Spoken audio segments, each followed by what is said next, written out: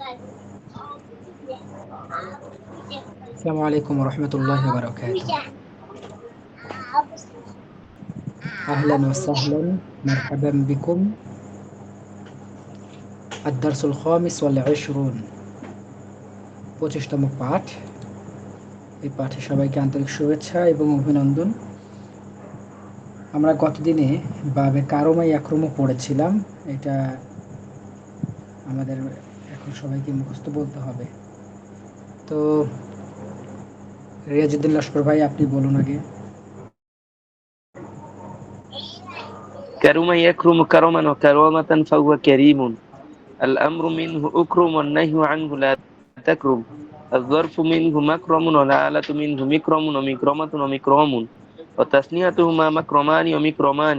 والجمع منهما مكارم ومكاريم. أفعل التفضيل منه أكرم والمؤنث منه كرما. وتثنيتهما أكرمان وكرميان. والجمع منهما أكرمون وأكارم وكرم وكرميات. মাশাআল্লাহ। মিরান জামান ভাই। জি স্যার। কারুমা ইয়াকরুমু ও কারামান ওয়া কারামাতান ফাহুয়া কারিমুন। আল আমরু মিনহু উকরুম আনহু লা তাকরুম। আয-যরফু মিনহু মাকরামুন ওয়া আল-আলাতু মিনহু মিকরামুন ওয়া মিকরামাতুন ওয়া মিকরামুন। তাসমিয়াতুহুমা মাকরামানে ওয়া মিকরামানি। আল জামহু মিনহুমা মাকারিমু ওয়া মাকারিমু। আফআলু তাবদীলি মিনহু আকরামু। আন আল আল মুআন্নাসু মিনহু কুরমা। ওয়া তাসমিয়াতুহুমা আকরামানি ওয়া কুরমায়ানি। আল জামহু মিনহুমা আকরামুনা ওয়া আকারিমু। ওয়া কারুমুন ওয়া কুরমায়াতুন। আচ্ছা, রিয়াজউদ্দিন লস্কর ভাই বলেন, মন্তব্য করেন। হয়েছে ওই কিছু কিছু একটু ওনার টানটনের কিছু কিছু বিষয় আছে, যেমন আহ, যেমন কারমানটা কারমান বা এই কারিমুনটা কারিমুন বলেছেন। এর টানটনের বিষয়টা ভালোই ভুল হচ্ছে। লাস্টে যেটা কুরমুনটা, ওটাও কারমুন হয়ে গিয়েছে। একটু চেষ্টা করতে হবে। হ্যাঁ, মানে মাদের বিষয়ে আসলে দেখলাম যে বেশ কিছু সমস্যা হচ্ছে। একটু একটু যত্ন সহকারে করতে হবে আর কি। তাছাড়া মোটামুটি ঠিক ছিল আর কি। এই মাদের জায়গাটাই একটু। আর কারা হচ্ছে মূলত রয়ের উচ্চারণ রা হয়ে যাচ্ছে। একটু খেয়াল করবেন আর কি। কার, কারা এটা নয়, কার। আচ্ছা, আমরা আজকে সামনের দিকে এগোচ্ছি। নতুন দিকে আমরা মোড় নিব। তার আগে কয়েকটা পরিভাষা, কয়েকটি বিষয়ে আমরা শিখব ইনশাল্লাহ। তাহলে আমি একটা প্রশ্ন করব।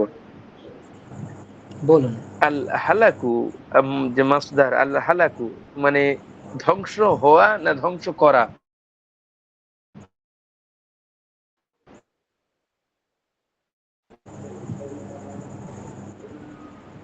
ধ্বংস করা। বই থেকে ধ্বংস হওয়া আছে তো, ওই জন্য ধ্বংস হওয়া যদি অর্থ করি তাহলে মেলছে না। হালাকা মানে সে ধ্বংস হয়েছে, মানে তুমি ধ্বংস আচ্ছা, হও। না, লা হালাকা মানে সে তাহলিক, ধ্বংস।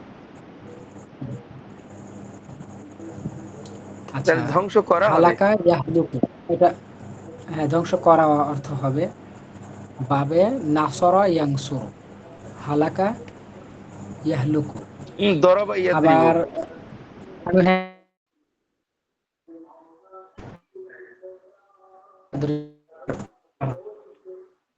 জি, আপনার কথা আটকে যাচ্ছে। বেঁধে যাচ্ছে। জি, এবার ঠিক আছে। আচ্ছা, যেটা বলছিলাম আর কি, বাবে নাসরা ইয়ানসুরু হলে হালকা একটু অর্থটা পরিবর্তন হয়, আর দরাবা ইয়াদরিবু থেকে মূলত আমাদের যেই ইয়েটা আর কি, মানে ধ্বংস করার অর্থে যেটা, সেটা ব্যবহৃত জি। হয়।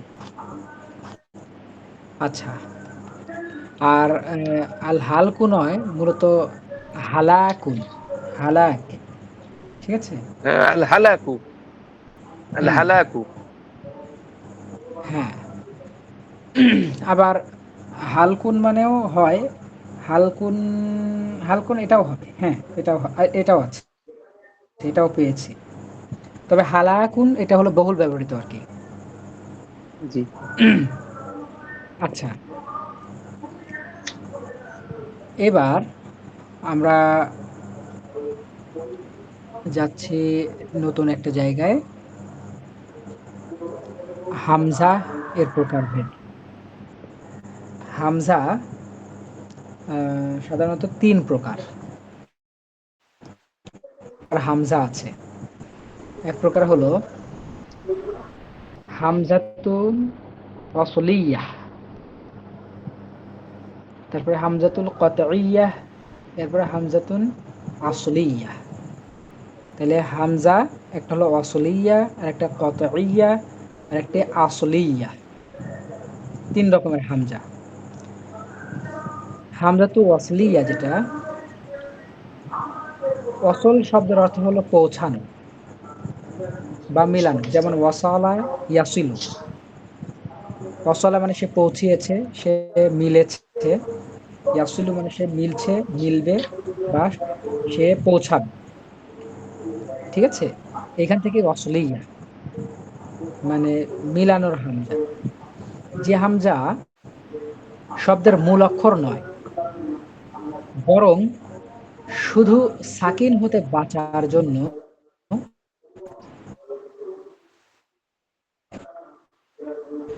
বিশিষ্ট হলে উচ্চারণের সময় তা উচ্চারিত হয় না, তাকে হামজা অসলিয়া বলে।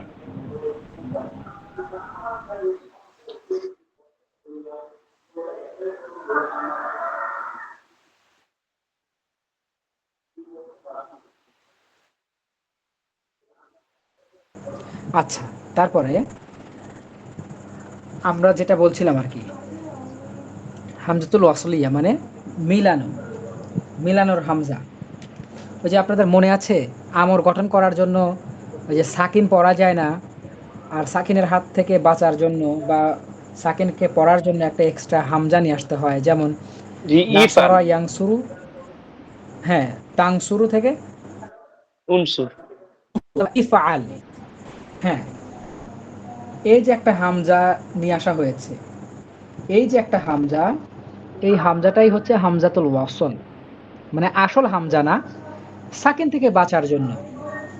কিন্তু তার পূর্বে যখন অন্য কোনো শব্দ চলে আসে, আর ওই শব্দের সাথে পরের যেই শব্দ, ওইটাকে মিলিয়ে পড়তে হয়, তখন আর ওই হামজার উচ্চারণ হয় না, ঠিক আছে? যেমন জি, উংসুর, যেমন ইদরিব, যেমন ইসমা, যেমন ইকরা, যেমন উকতুল, সবগুলোর সামনে যে হামজা আছে সবগুলোই হামজাতুল ওয়াসলিয়া। স্যার বলছি আপনার ক্লিয়ার? কথা একটু কেটে কেটে যাচ্ছে, মানে আমি বুঝতে পারছি না স্যার। আমার তো পরিষ্কার আসছে। তাহলে মিরান ভাই, তোমার একটু সমস্যা মনে হয়। আচ্ছা, আমি তো শুনতে আমার পাই তো না। এর সাথে নেটওয়ার্ক ভালো করার উপায় নাই, একটু আপনারা কষ্ট করেন, আর আশা করছি যে আহ, একটু হাঁটাহাঁটি করলে আপনাদের নেটওয়ার্ক ভালো হতে পারে। আচ্ছা, হামজাতুল ওয়াসলিয়া বুঝেছেন কিনা ভাই? জি। আচ্ছা, এরপর হামজাতুল কতইয়া, কতইয়া স্যার বলছি ওই হামজাতুল যেই, ওয়াসলিয়াটা আমি শুনতে পাইনি, আর একবার একটু বলতেন। আমি একটু আচ্ছা বলে দিই যে বলছিলাম, আমার চর্চাটাও হয়ে যাক। হ্যাঁ বলেন বলেন। হ্যাঁ, হামজাতুল অসলিয়া হচ্ছে যে হামজা শব্দের মূল অক্ষর নয়, বরং শুধু সাকিন হতে বাঁচার জন্য, যেমন ওই যে ইজহাব, আমরের যতগুলো আমরের ওয়াহিদ মুজাক্কারের শুরুতে যে হামজাটা আছে ওটা হচ্ছে হামজাতুল অসলিয়া, ওটা লেখার জন্য ব্যবহৃত হবে, উচ্চারণের জন্য ব্যবহৃত হবে, কিন্তু যদি ওর শব্দের শুরুতে অন্য কোনো শব্দ আসে তাহলে ওটা উচ্চারণ হবে না, ওর পরের অক্ষরের সঙ্গে মিলিয়ে উচ্চারণ হবে। এটাই তো স্যার। যেরকম যেরকম যেরকম একটা উদাহরণ। হ্যাঁ এটাই। যেমন ইজহাব এর পূর্বে যদি আমি ও মানে এবং যোগ করি তাহলে ও ও ইজহাব না হয়ে ওয়াজহাব হবে, আলিফটাকে ওইভাবে ছেড়ে দিতে হবে। আচ্ছা আচ্ছা, এবার বুঝতে পারছি।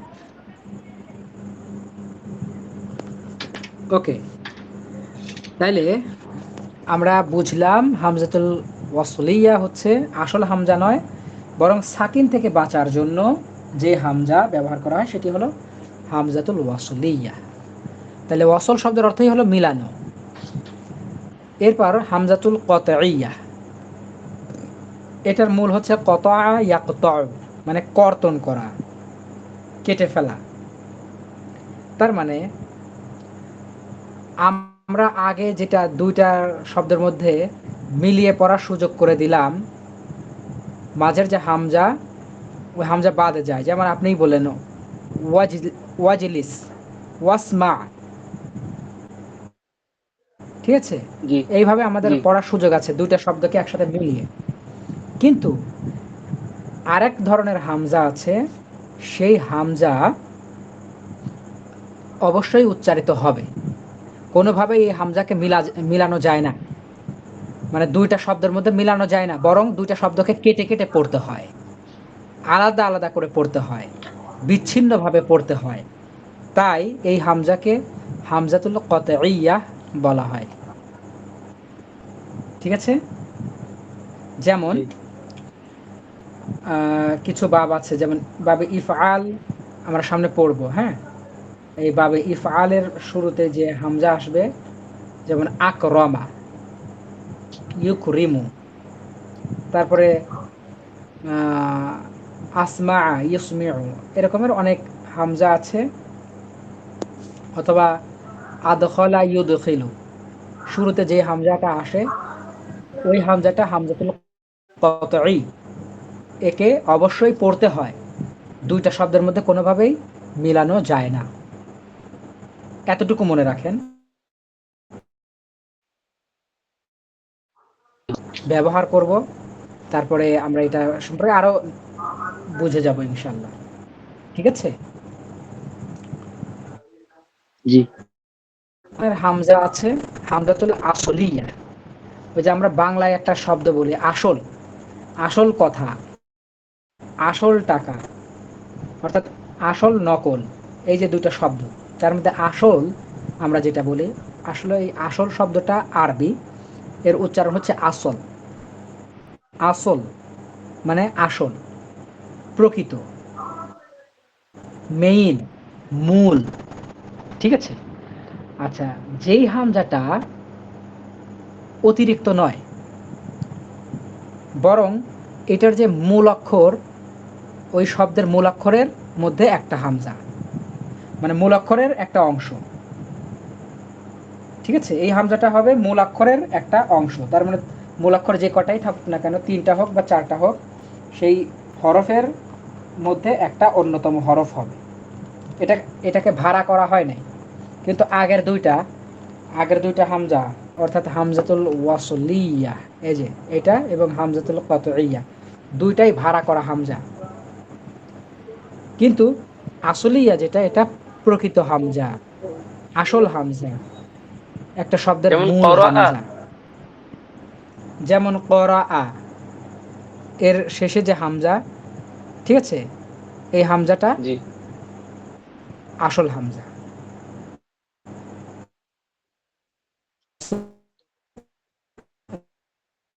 হামজা আছে, এটাও প্রকৃত হামজা। এরকমের আমরা অনেক কিছুই পাবো ইনশাল্লাহ। আচ্ছা, এরপর যেমন আরদুন, আরদুন মানে পৃথিবী, শুরুতে যে আলিফ বা হামজা, এটাতেও হামজাতুল অসলিয়া হয়েছে। সরি আসলিয়া হয়েছে। এই অসল আর আসল কথাটা কিন্তু মিলে যাওয়ার খুবই হয়, ঝামেলা হয়। আপনারা একটা শব্দ মুখস্থ করে নেবেন, অসলা ইয়াসিলু। অসলা মানে সে পৌঁছিয়েছে, ইয়াসিলু সে পৌঁছাচ্ছে বা পৌঁছাবে। তাহলে এই অসল এবং আসল মানে আসল যেটা আর কি মিলাইতে পারবেন বা পার্থক্য করতে পারবেন ইনশাআল্লাহ। এখন বলেন জি, হামজা আলিফের তিনটা মাথায়, হয়, হামজা। হুম। জি, আলিফের মাথায় একটা ছোট্ট হামজা থাকে, ওইটা কোন হামজা? ওইটা হলো হামজাতুল কতইয়া এবং হামজাতুল আসলিয়া, এই দুইটা হামজার ক্ষেত্রেই আলিফের মাথায় মাথায় হামজা থাকবে। কিন্তু যেটা ওয়াসলিয়া মানে মিলানোর জন্য অতিরিক্ত নিয়ে আসা হয়, ওই যে সাকিন থেকে বাঁচার জন্য, সেই হামজাতে কোনো উপরে বা নিচে হামজা থাকবে না। জি, জি, ঠিক আছে। ইয়াসমিয়া মানে কি বললেন? ওয়াসলা, ওয়াসলা মানে সে পৌঁছিয়েছে, ইয়াসিলু মানে সে পৌঁছাচ্ছে বা পৌঁছাবে। ঠিক আছে। ওকে, তাহলে আমরা সামনের দিকে এগোচ্ছি।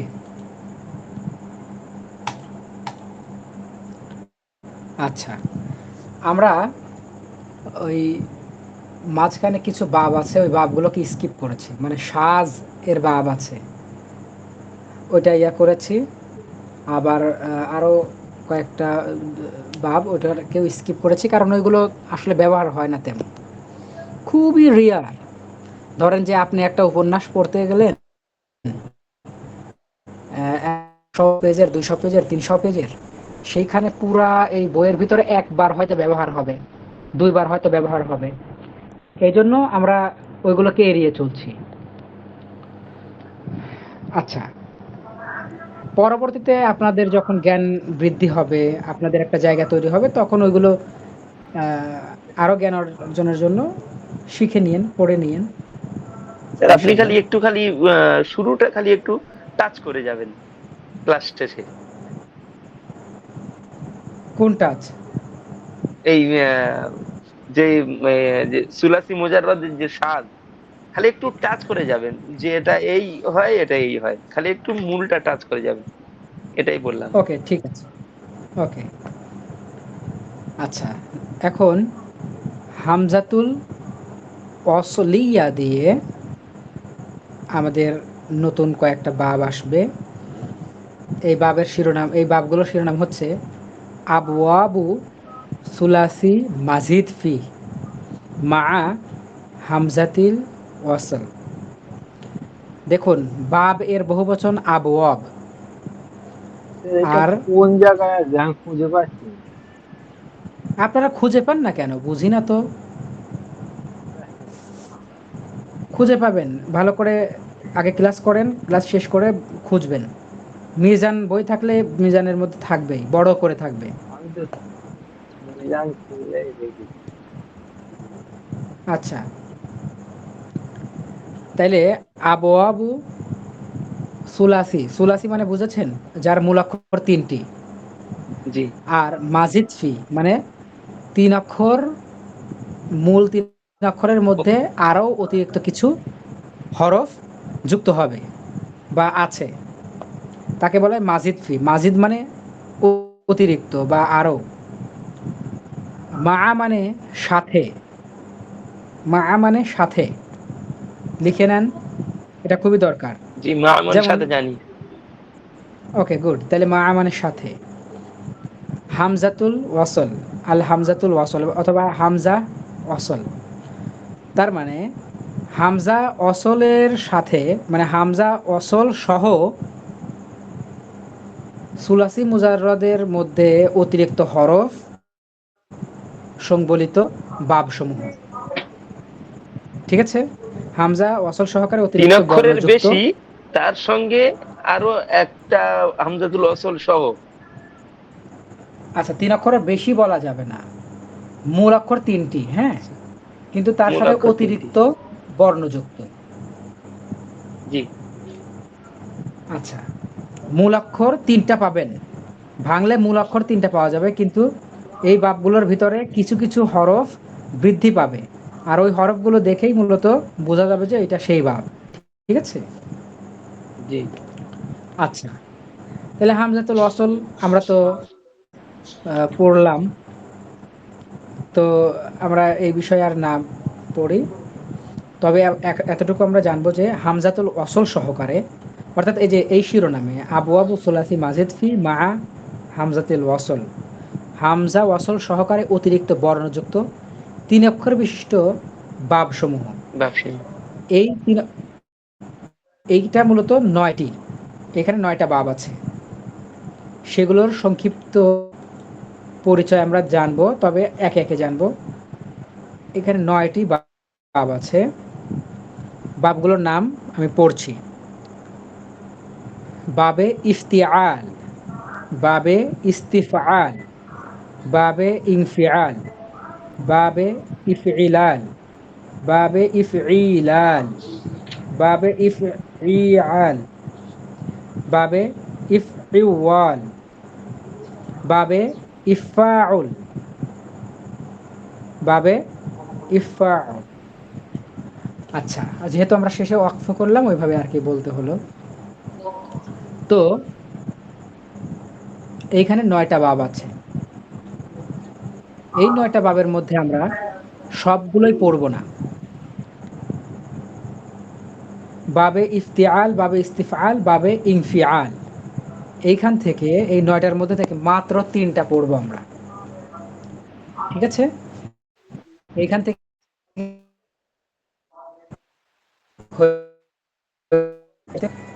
কিছু কিছু আমাদের হয়তোবা লাগবে, তখন আমরা আস্তে আস্তে দেখে নিব, কিন্তু মোটামুটি হাদিসে ইনশাআল্লাহ। আচ্ছা, তাহলে আমরা বাবে ইফতিআল পড়ব, বাবে ইস্তিফআল পড়ব, বাবে ইনফিআল পড়ব, এই 3টা বাব পড়ব।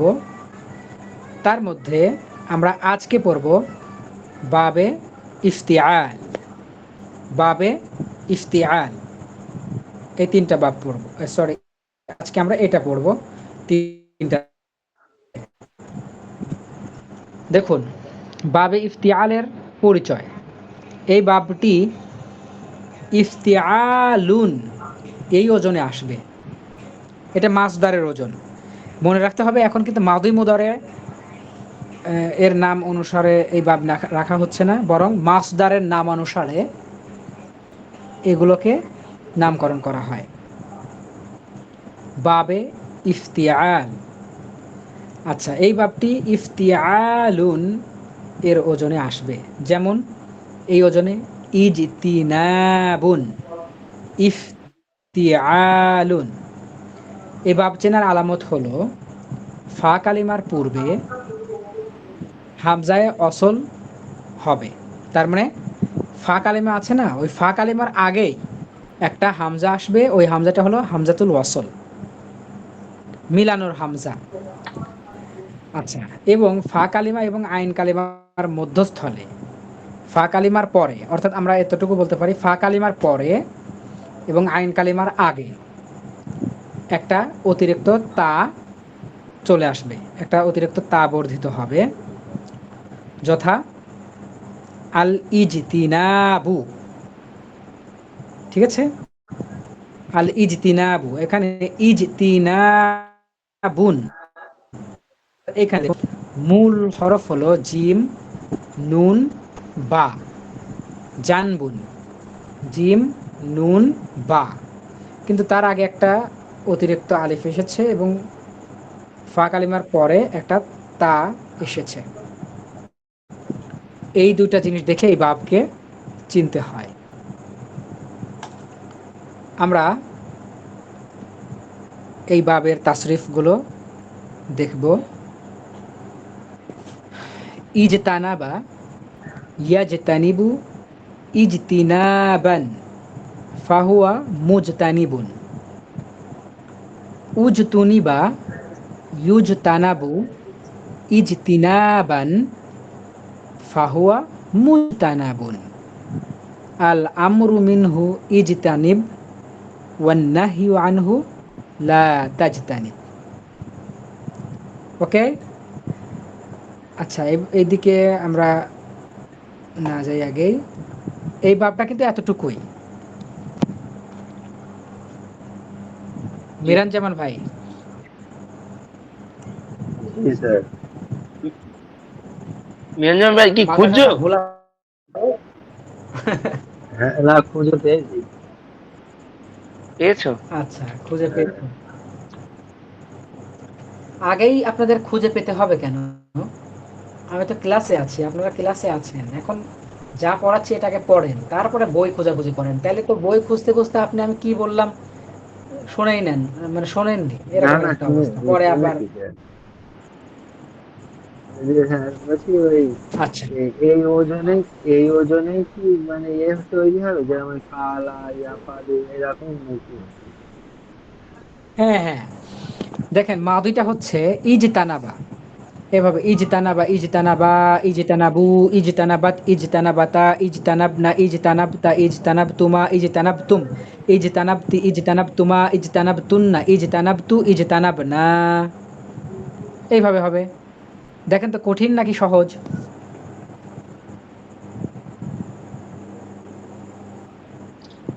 জি, মোটামুটি একটু পড়লে তারপরে বুঝতে পারবো কতটা কঠিন আর কতটা সহজ। এখন বুঝছি খালি জিনিসটা।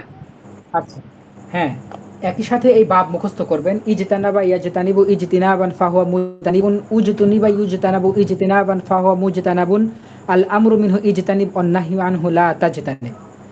এটা পড়ার পরে এটা যখন মুখস্থ হয়ে যাবে তখন মাদির 14টা বলবেন, মুদরের 14টা বলবেন, তারপরে ইসমে ফাইলের 6টা বলবেন, এরপর ইসমে মাফউলের 6টা বলবেন। ঠিক আছে? আচ্ছা, ইয়া বলি যে এখানে আবার মাজহুলও আছে, মাদি মুদারের দুইটারই।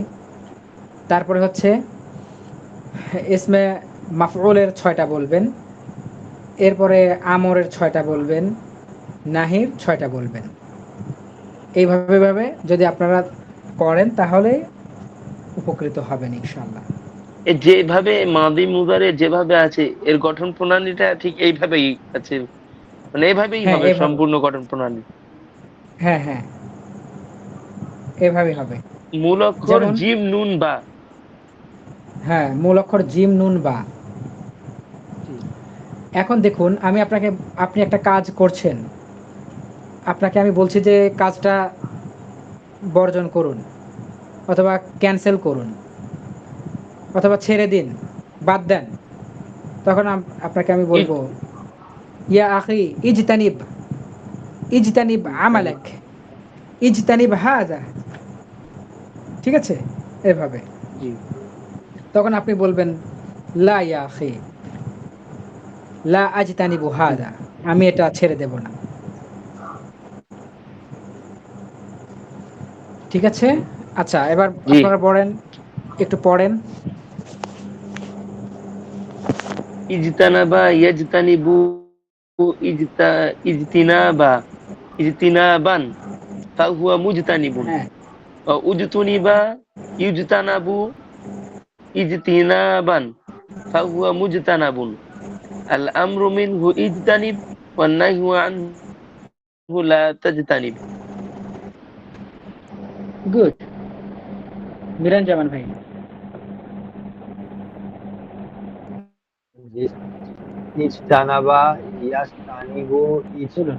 ইজতিনাবান ফাহুয়া মুজতানিবুন ওয়া উজতুনিবা ইউজতানাবু ইজতিনাবান ফাহুয়া মুজতানাবুন। আল আমরু মিনহু ইজতানিব ওয়া নাহিয়ু আনহু লা তাজতানিব। লা তানিব। লা হ্যাঁ, তাজতানিব ওয়ান্নাহি আনহু লা সরি। তাজতানিব। মাশাআল্লাহ। দেখেন এই বাব থেকে অধিক ব্যবহৃত যে মাসদারগুলো আছে একটু দেখুন, খুবই গুরুত্বপূর্ণ। এছাড়াও বিভিন্ন সময়ে অনেক কিছু ব্যবহৃত হয়, জাস্ট কয়েকটা দেখানোর চেষ্টা করেছি। আল ইকতিবাসু, আমার এখানে একটু ফাটা ফাটা দেখা যাচ্ছে, আপনাদের এখানে ওই রকমেরই, যাই হোক। কিন্তু আপনারা আপনাদের বই থেকেও দেখে নিতে পারেন, মিজান বই থেকে। আল ইকতিবাসু মানে চয়ন করা বা বাছা, যেটা গ্রহণ বাছাই করা, করা বলা হয়। বাছাই করা, হ্যাঁ। অথবা নেওয়া, যেমন বলে না যে এই কবিতার অংশটুকু কবি কাজী নজরুল ইসলামের অমুক গ্রন্থ চয়নকৃত। থেকে চয়ন করা হয়েছে, হ্যাঁ, সেটা আর কি। এরপরে আল ইতিজাল, পৃথক হয়ে যাওয়া, ঠিক আছে। আচ্ছা, আল ইলতিমাসু, তালাশ করা, চাওয়া। আল ইহতিমালু, ওটা কি তলাবা সম্ভাবনা থাকা, ইয়াতলুবু? হ্যাঁ। জি, না, মূল তলাবা ইয়াতলুবু মূল যেটা। শব্দ হচ্ছে এখানে লাম মিম সিন, লামসুন। লামসুন মানে স্পর্শ করা। আর ইলতামাস আর ইয়ালতামিসু শব্দের অর্থ হবে তালাশ করা, চাওয়া। বুঝছেন? জি, জি। আচ্ছা, এরপর হচ্ছে আল ইশতিরাকু, অংশগ্রহণ করা। ইশতারাকা ইয়াশতারিকু, অর্থাৎ ওই যে শরিক করা। শারিকা ইয়াশরাকু মানে হচ্ছে এটা হলো কারো সাথে অন্য কাউকে তুলনা করা, অংশগ্রহণ মানে শরিক করা, অংশীদার করা। আর এই যে এইটা থেকে, অর্থাৎ বাবে ইফতিআল থেকে ব্যবহৃত হলে নিজেই অংশগ্রহণ করা, নিজেই শরিক হওয়া। অনেক সময় আমরা বলে থাকি যে ইয়া আখি ইশতারিক মিন্না, মানে আমাদের সাথে শরিক হও। আমরা একটা কিছু খাচ্ছি, অথবা একটা কাজ করছি, অথবা এক জায়গায় যাচ্ছি, তখন এভাবে বলে থাকি ইশতারিক, শরিক হও, অংশগ্রহণ করো।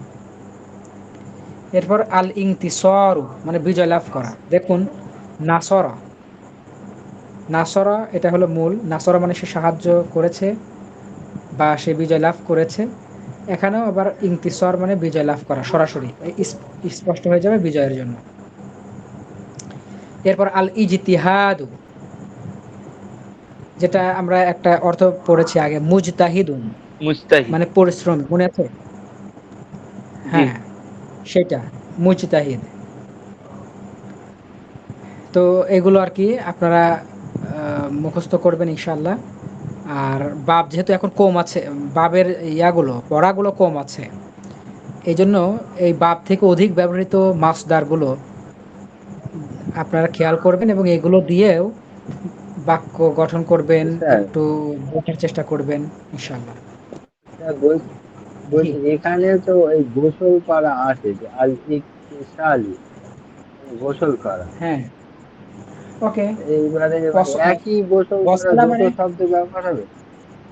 না না, গসালা ইয়াগসিলু এটার অর্থ হলো ধৌত করা। হ্যাঁ। গসালতু আমি ধৌত করেছি, ওয়াজহি আমার মুখ, আমি আমার চেহারা ধৌত করেছি। অথবা গসালতু সহনি আমি আমার প্লেট, আমি আমার আহ, পাত্র ধৌত করেছি। কিন্তু এই যে গোসল করার অর্থ, এইটা এই ভাব থেকে আসবে, ইগতাসালা, অর্থাৎ আল ইগতিসালু, তখন এটা মানে গোসল করা এই অর্থ হবে। আর এমনি গসালা ইয়াগসিলু মানে ধৌত করা, এই ঠিক আছে। গোসল করা মানে তো কোনটা হবে, যেটা আমরা ওই গা ধুই সেইটা? কোন গোসল, এই কোন উনি শব্দ, বলছি বলছেন কোন যে শব্দ? এটা কি আমরা যেটা, যেটা আমরা ইকতিসালি। দুপুরের স্নান করি এক কথায়। স্নান করা, ওইটা হলো ইগতিসাল। আর কোনো কিছু পরিষ্কার এইটাই। করা, আপনি অন্য কিছু ধৌত ও, করবেন অথবা কাপড় চোপড় ধৌত করবেন, ওইটা হলো গোসল। ও মানে কিন্তু সামান্য সামান্য পার্থক্য আছে। সামান্য সামান্য পার্থক্য আছে ভাই, আচ্ছা, আচ্ছা। ঠিক আছে। আচ্ছা, আল গলবু, আল গলবু আল ইনতিসরু, এই দুটোর মধ্যে একটু পার্থক্যটা বলে দিন। আচ্ছা, ইন্তিসর আর এর ঠিক আছে, অর্থ একই আর কি, আপনার স্থানকাল পাত্রভেদে সমার্থক শব্দ যেটা ব্যবহার করেন আর কি। আচ্ছা জি। আচ্ছা, জি, আপনি একটু ওটাতে একটু টাচ করে যান। ওকে, এটা আমরা পরে ইয়ে করছি। তবে আমালুল বাইত দেখুন, বাবে ইফতিআল মুখস্থ করতে হবে এবং এই বাব থেকে বহুল ব্যবহৃত শব্দগুলো মুখস্থ করতে হবে। শুকরান জাজিলান, জি অসংখ্য ধন্যবাদ। আচ্ছা, জাজিলান মানে অসংখ্য, হ্যাঁ। জি। আচ্ছা, আমরা